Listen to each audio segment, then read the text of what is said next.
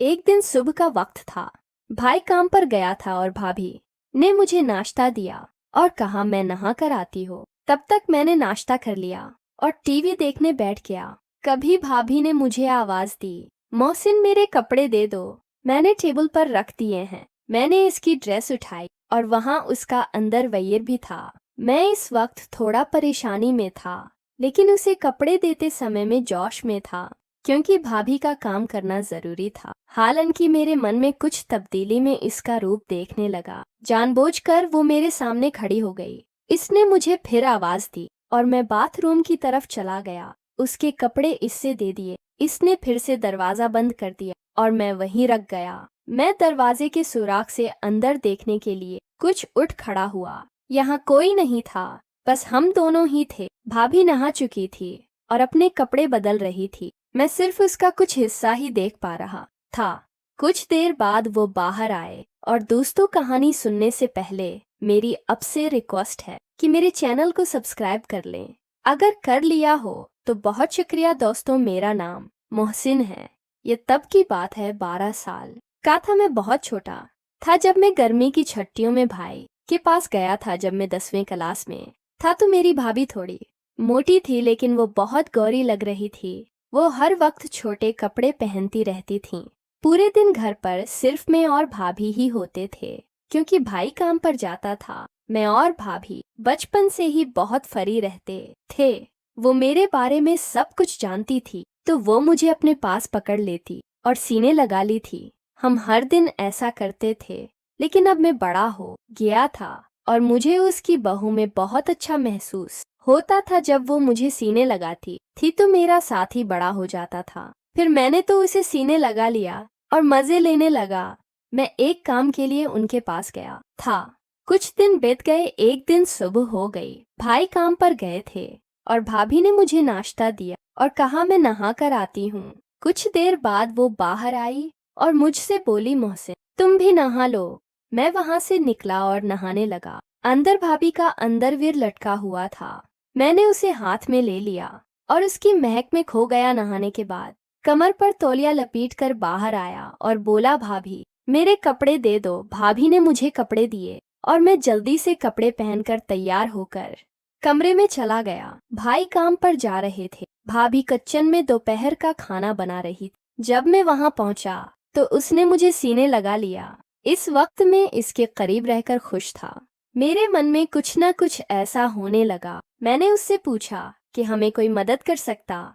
उसने कहा, नहीं, तुम यहीं चुपचाप बैठे रहो। फिर वो बातें करती हैं, हंसती खेलती खाना बनाते। दोपहर के भोजन के बाद हम बिस्तर पर चले गए। भाभी चादर और बोली, राशिद तुम भी मेरे साथ सो जाओ, मैं आज बहुत थक गई हूँ। उसकी आवाज में कुछ खास था और इस पर कई सवाल खड़े हो गए। वो बोली, बदन भी बहुत दर्द कर रहा है। मैंने तुरंत भाभी से पूछा कि हमें आपके शरीर को दबा सकता हूँ अगर आपको कोई दिक्कत नहीं है तो। उसने नहीं कहा।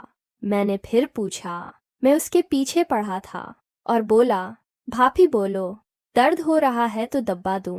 इसने कहा, ठीक है। मैं धीरे धीरे इसके पैर दबाने लगा। इसके घुटनों तक पहुंचकर मैं रखा और अब इसकी वो चीज नजर आ रही थी। मैंने उसे पूछा, भाभी ऊपर भी दबाना है क्या? तो वो बोली, हाँ दबाओ, मुझे आराम मिलेगा। धीरे धीरे मैंने उसके कपड़े ऊपर उठाए और मैं उसका आसार देख सका। इस दर्शन को देखकर मुझे एक अलग ही कशिश हुई। 80 पर मेरा ध्यान उस चीज पर रख गया और मैं पूरी तरह से जोश में था। राशिद, रखूं मैं भी तुम्हारे पैर दबाती हूँ, तुम्हारे भी पैर दर्द कर रहे होंगे। वो मेरे पैर लगी और उसके नाजुक हाथों के से मुझे बहुत अच्छा महसूस हो रहा था। इसमें मेरे पैरों को दबाते हुए मुझे आराम दिया और फिर हम वहीं सो गए। अब मुझे थोड़ा बंधन महसूस हुआ। फिर भी मैंने उनसे पूछा कि भाभी क्या मैं आपको सीने लगा सकता हूँ? भाभी में मुस्कुराते हुए जवाब दिया, क्यों नहीं लगा?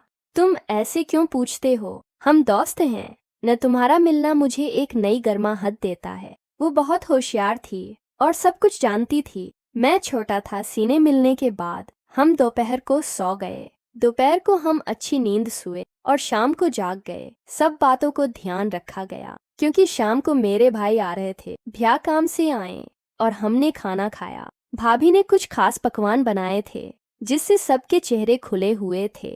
वहां का पूरा माहौल खुशियों से भरा हुआ था। भाभी ने मेरे भाई के लिए बस्तर नीचे हाल में लगा दिया।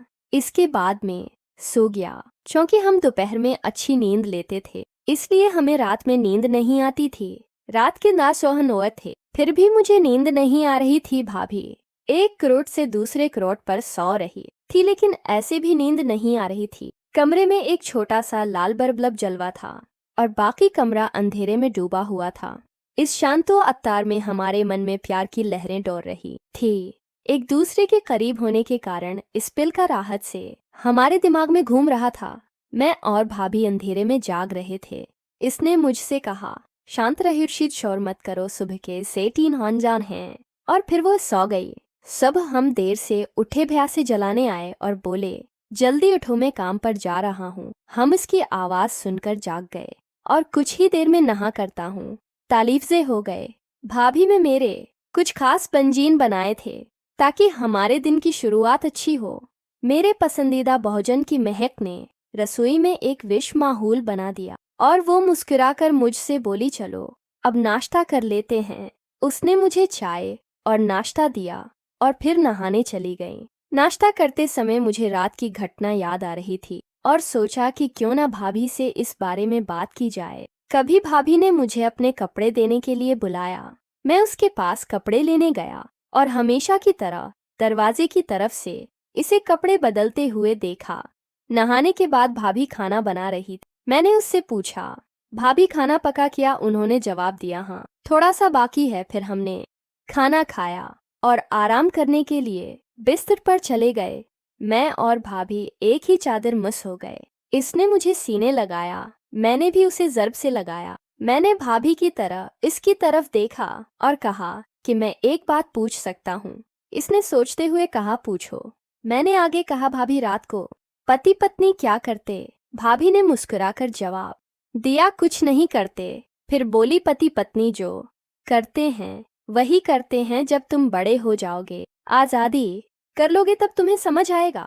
लेकिन फिर भी तुम्हें बताती हूँ, पति और पत्नियां वही करते हैं जो जानवर करते हैं। इस दिन कता और कोता जो करते थे वैसा ही पति पत्नी करते हैं। मैंने उनसे पूछा, अरे भाभी ये क्या सिर्फ पति पत्नी के लिए? इसने जवाब दिया, नहीं, कोई भी कर सकता है, लेकिन उसे छिपाकर रखना अच्छा है। अगर किसी को पता चल गया तो बड़ी बदनामी हो सकती है। मैंने थोड़ा आहिस्ता ऐसे पूछा, किया ऐसा हो सकता है? उसके बाद मैंने बात बदलते हुए कहा, भाभी क्या आज हम कोई नई चीज कर सकते हैं?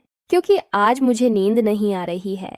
तो वो मुस्कुराकर बोली, कोई बात नहीं, चल लो, ऐसे ही लेते रहते हैं। फिर हम सीने मिले। मैंने इन्हें किस कर पकड़ लिया और कहा, भाभी अब भी मुझे किस कर गले लगा लो। वो तरनेत मेरी बाहों में आ गई। फिर एक अनोखा जादू हुआ।